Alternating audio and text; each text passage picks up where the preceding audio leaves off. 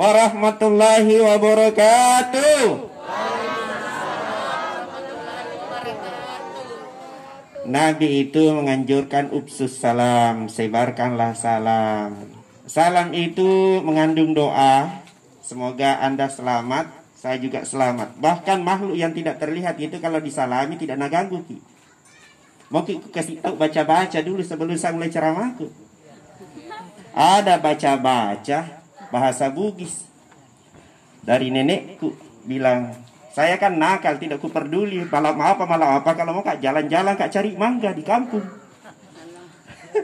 Iya, di kampung banyak jatuh mangga. Nah itu katanya angker, apalagi kuburan. Jadi nenekku ajari saya, baca ini doa selamat. Apa? Iko lalo dek wita ko, iya lalo dek minta kak. Cocok kita? Itu baca-baca aku itu. Jadi baca tahu mungkin kalau mau pergi ya pasti tidak ada lihat ki yang makhluk gaib, yang makhluk yang namanya angker, yang namanya nakuti. Saya biar malam Jumat kalau kak berenang ada buaya di situ berenang kak karena tidak ada lihat kak. Saya juga tidak lihat. Jadi tidak takut kak, tidak ada takut. Oke, itu satu. Jadi tujuannya bertaksya itu datang berbagi duka di saling menghibur, saling menasehati yang namanya kematian. Kita mulai nih.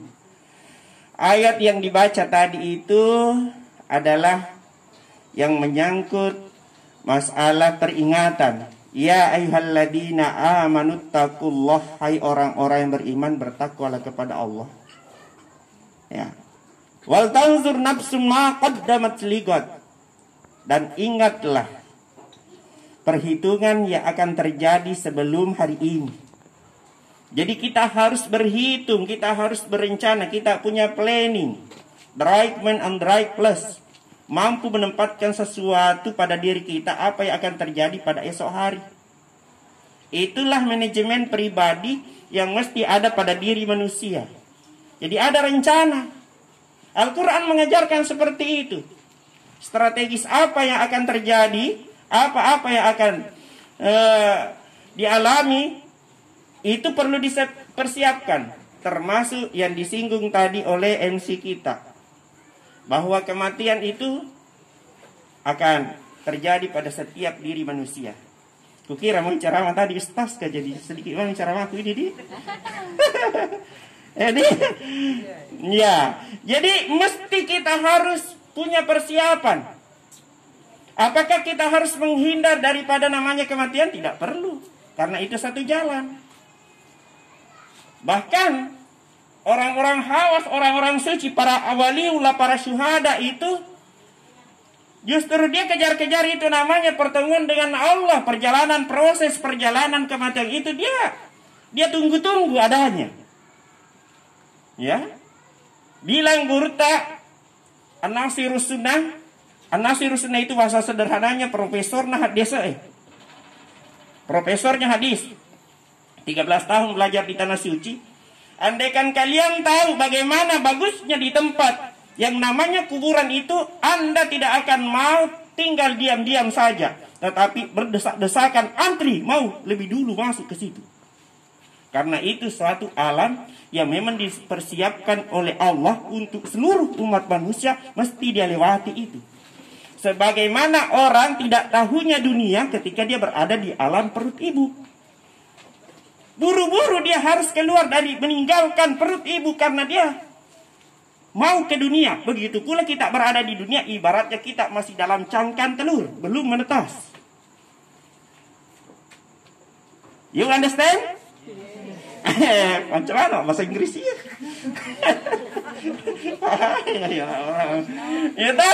Jadi ibaratnya kita ini masih dalam telur yang dierami oleh induk ayam. Begitu sempitnya, begitu terbatasnya dunia. Ya kan? Setelah kita meninggal, masuk di alam barzah, namanya dua namanya, alam kubur atau alam barzah. Alam barzah atau alam kubur ini sama. Intinya kita sudah diberikan kebebasan di situ. Tidak dibatasi lagi ruang dan waktu. Pendengaran, penglihatan dibuka selebar-lebarnya. Jadi orang bicara di tanah suci kita bisa dengar. Orang berbuat di sana yang kejauhan begitu tidak mempergunakan alat lagi, ya kita bisa tahu, kita bisa lihat. Itulah alam barzah hebatnya. Al-qabru rawdatun min riyadil jannah. Al-hufru min hufrin niran. Kubur itu ialah lubang yang berhubungan dengan surga atau berhubungan dengan neraka. Hufru min hufrin niran. Taman di antara taman-taman surga. Itu kuburan. Pokoknya jangan takut. Di sana itu proses penjemputan bagi orang yang baik itu bidadari yang berhias, penuh dengan harum-haruman, datang menjemput ruhnya dengan penuh penghormatan, dengan penuh kasih sayang, dengan penuh kelemah lembutan, mencabut rohnya orang yang beriman yang banyak amalnya itu. Lama ditunggu ini. Masuk lagi di proses pemakamannya. Begitu 3 langkah pengantar kubur meninggalkan kuburannya, maka datanglah malaikat. Ya. Isaja akal malakani muwakkilani bika. Ketika datang 2 malaikat mungkar nakir bertanya. Itu konteks yang makutana pada betu parpai. Keras sekali, kasar caranya ngomong. Itu bagi orang yang memang banyak salahnya. Tetapi bagi orang yang baik-baik itu tidak seperti itu. Bahkan ada tidak ditanya. Dia saya contren-contren sama kami itu. Pada pertanyaan seragamnya sudah. Ini hamba Allah yang memang lama ditunggu ini. Ya. Jadi salah takut sekali menghadapi itu. Yang perlu ditakuti kalau kurang amal. Tapi kalau banyak amal tak, alhamdulillah. Sudah lama memang ditunggu ini. Tidur saja, kata Rasulullah, sama dengan saudara kembarnya mati. Jadi kalau tidur itu begitu prosesnya orang yang bagus sebenarnya. Amalnya itu kayak tidur saja kalau mau mati ya. Kan ada orang memang sambung tidur. Ya kan? Sambung tidur tenang nih. Apa lanjut nih? Innalillahi wa inna ilaihi raji'un. Jadi kasih baik saja amal tadi. Jangan banyak apa rutusu. Apalagi tinggi iri hati, cemburu buta, sakit hati, sakit gigi. Iya kan? Lebih baik sakit hati daripada sakit gigi. Mana bagus? Tidak ada yang bagus. Jadi jangan perlu perbaiki saja amal ta, ya. Jangan suka marah-marah tidak jelas. Jangan banyak urusannya orang. Urusan tak tomo, perbaiki diri tak sendiri. Insya Allah seperti itu yang dikehendaki oleh agama. Ya. Kalau kita mau ungkit-ungkit orang-orang yang tidak jelas, tidak apa-apa, tambah banyak masalah. Lebih baik kita urus diri tak sendiri. Salat sunnah miki, sikir miki, mengaji, belajar miki salat sunnah, ya, salat duha, salat tahajud. Belajar ki. Kenapa? Karena itu penting. Siapa tahu fardu tidak sempurna, ada salat sunnah tak yang sempurna kami. Ya kan? Ada mi tambah ya, ada mi poles ya, ada mi perbaiki ya, ada mi kasih sempurna dengan salat sunnah. Ya. Salat duha. Bagi orang yang tersendak-sendak rezekinya, tidak teratur ekonominya, galau rumah tangganya, tidak jelas apa ini usahanya, tidak mau beres-beres, lakukan salat duha. Ya. Man hafaz ala suf'ati duha ghufira lahu dzunubahu wa in misla sabadil bahri. Siapa yang mampu mengkontinyukan salat duhanya akan diampuni seluruh dosanya walaupun sebanyak buih yang ada di lautan. Bajik nadi. Dan yang tersendak-sendak rezekinya berdoa selesai salat duha. Kalau rezekiku tergantung di langit, turunkan ya Allah. Kalau terpendam di bumi, keluarkan. Kalau jauh-jauh, dekatkan. Begitu pula jodohku, lama sekali maka menunggu ini. Saya janda. Janda itu jatah untuk duda. Kenapa tidak muncul-muncul masih mau kak? Ini lewat salat duha. Ini lewat salat duha. Iya toh? Bagus ini salat Pak. Bisa dikredit. Kok bisa? Ya, namanya janjinya tadi 12 rakaat, tiba-tiba ada telepon, Sri Batang, ngapain? Jadi mau ke Purung kah? Atau jadi mau onde-onde, kue sini kok. Pergi kok dulu, selesaikan itu, kue. Apa?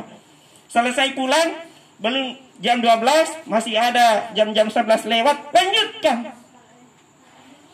Ya, boleh. Begitu pula salat tahajud. Tahajud itu enak. Apalagi sekarang ini orang tidak jelas tidur tak karena sedikit ada ribut bangun semata. Sedikit ada sinetron ditunggu atau ada bola yang mau belum selesai. Salah mau kau dulu berwudu kau dulu sambil tunggu itu acara kah? Cocok ini. Stas. Pak Guru. Penggemar bola tengah ini. Di gawang ini. Begitu pula ini ibu-ibu. Ibu-ibu saya mau ingatkan. Sebagai saudara mengingatkan kepada seluruh saudara yang sempat mendengarkan ini. Itu salat tahajud itu bagus. Kenapa bagus? Karena kita bisa doakan sementara keluarga tak yang lain tidur.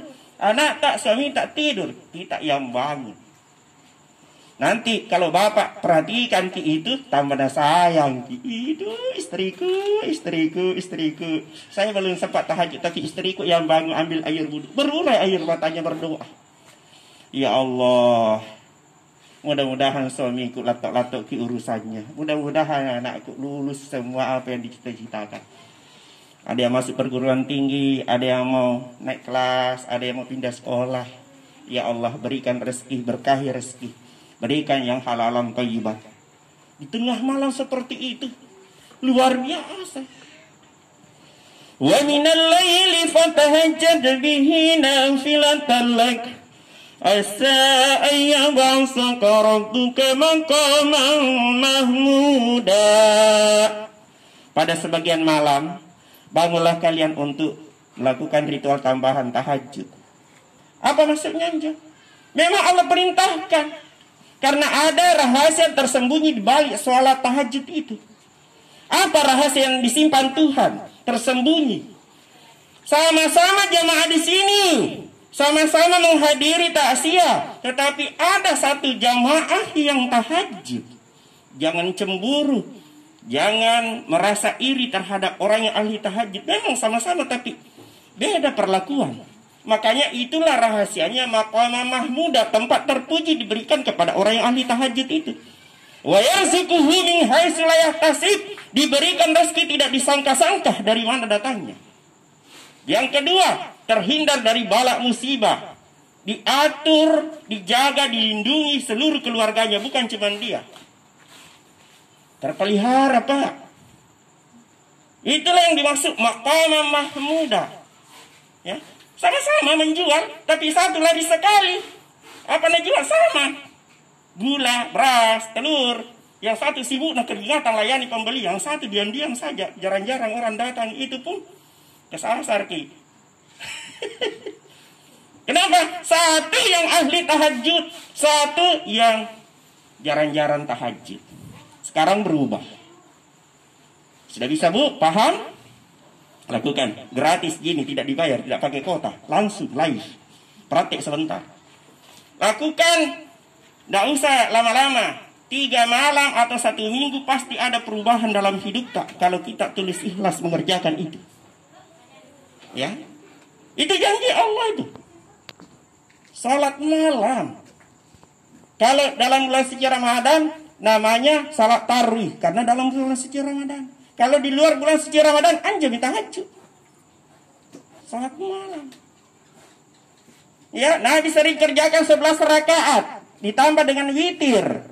Itu lebih bagus. Tapi kalau tidak bisa, iya 2 rakaat tambah 1 rakaat 3. Bisa. Oke. Sekarang tadi persoalan yang biasa terjadi pada setiap manusia itu hampir rata-rata ada ya. Dan ada 3 contoh kehilapan yang terjadi pada diri kita itu, dan 3 contoh itu ada pada nabi yang telah pernah hadir ke dunia ini. Setiap manusia pasti ada hilafnya. Ada salahnya, ada dosanya sengaja atau tidak sengaja, besar dan kecil, pasti ada pada diri manusia. Dan itu dialami oleh nenek kita yang terkenal dengan Nabi Adam. Caranya pun dalam Al-Quran begitu cara tobatnya. Dosa standar. Ya, ini kita mau bersihkan diri ini lewat konteks pembersihan Al-Quran. Al-Quran mengajari lewat doanya Nabi Adam yang terkenal, Bismillahirrahmanirrahim. Rabbana zalamna anfusana wa illam taghfir lana wa tarhamna lanakunanna minal khasirin.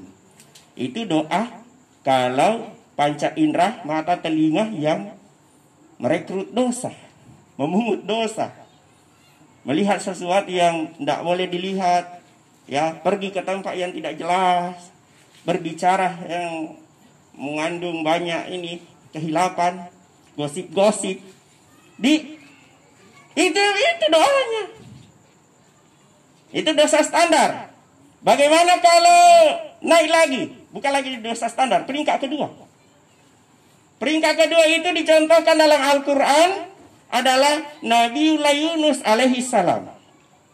Nabi Yunus alaihi salam sama dengan diri kita ini.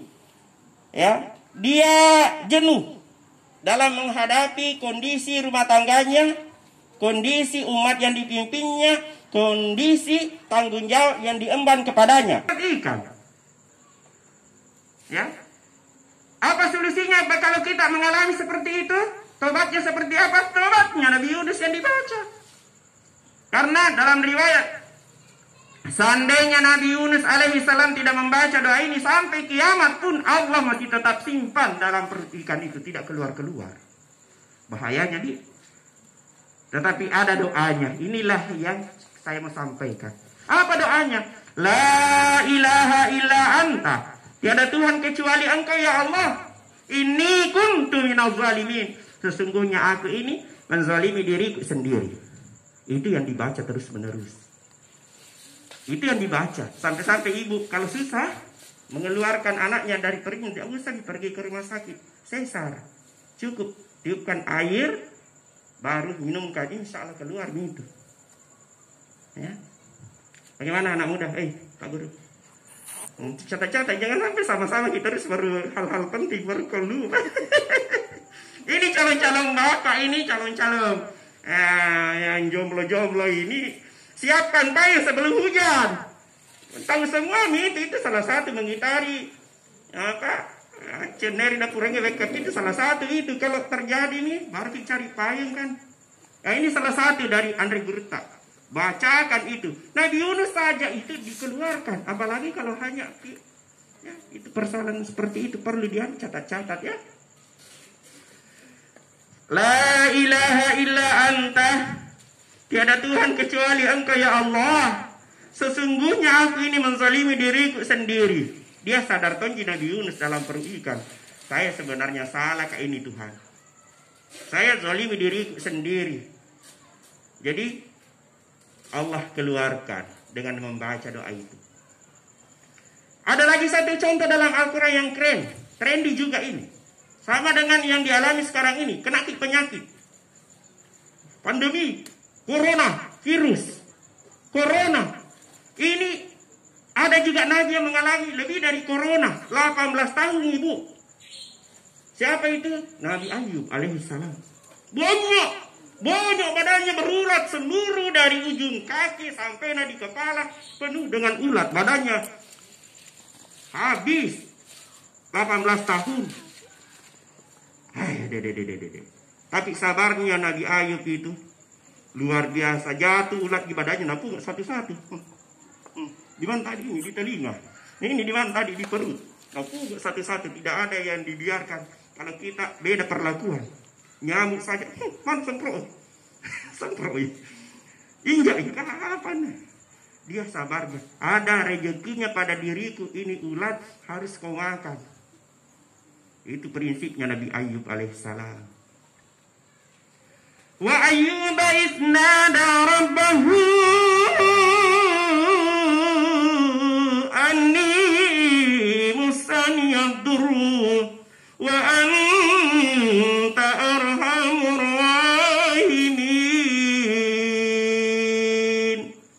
wa Ayyubah, dan ingatlah ketika Ayub isnada rabbahu, ketika dia berdoa kepada Tuhannya, anni mustaniyadzurru, engkau tahu Tuhan aku sakit, wa anta arhamur rahimin, aku pula tahu bahwa engkau lah penyayang di antara segala yang penyayang. Itu yang diabadikan dalam Al-Quran. Ia miron apa aku kasih bisa kak tukang merasa kak iya, tapi bisa tahu kena ikut nah degage nah. Tidak ada lagi di atasnya penyayang di antara segala penyayang. Itu yang dia ucapkan, Bu.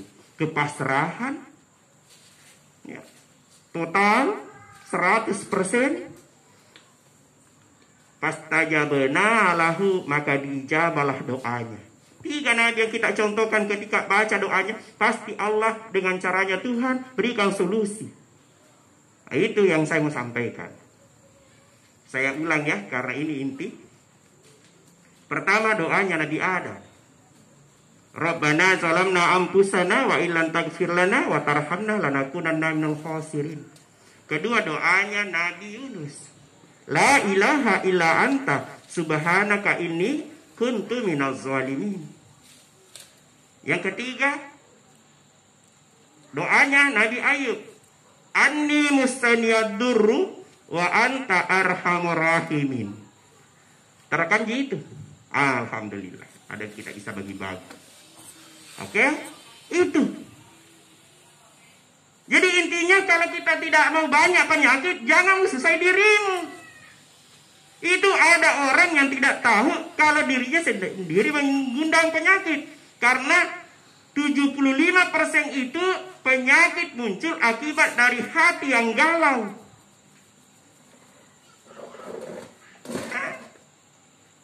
Jadi, coba kalau kita enjoy. Saya sudah berusaha, memang begitulah rezekiku. Jangan dipikir-pikir, hampir laptop, kenapa orang lain dapat, kenapa bukan saya naik. Biasa kan begitu, ya. Saya ditipu, seandainya kau naik dapat kak ini 140 juta. Kenapa memang keikut-ikutan begitu, nah tidak jelas. Biasa ada begitu-begitu. Padahal wa yarzuquhu min haitsu la yahtasib. Ya, tadi kalau kita salat tahajud tidak perlu begitu. Allah atur rezekinya secara tidak disangka-sangka. Dari mana datangnya? Kenapa kita terlalu mau pusing dengan itu? Rezeki, jodoh, kematian satu level. Kita hanya berusaha. Ya. Bilang Ustaz, pintar kita itu. Kata anak muda, kenapa? Bilang,